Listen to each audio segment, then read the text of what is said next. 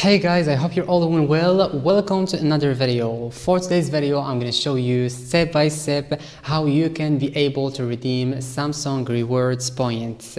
It's not something difficult, and also for the steps, they are not long. They are easy and simple. Just follow the steps that I'm going to show you today and you're going to be able to see that it's not something difficult, okay? So now I am going to my phone and I'm going to open my browser, and as you can see, I'm on the official website and they are sharing with us all the steps that you need, okay, in order to redeem Samsung rewards points. So the first thing that you need to do, which is open Samsung Pay on your phone and then tap rewards, okay, and after next tap more options, and after clicking on tap more options, click on redeem points.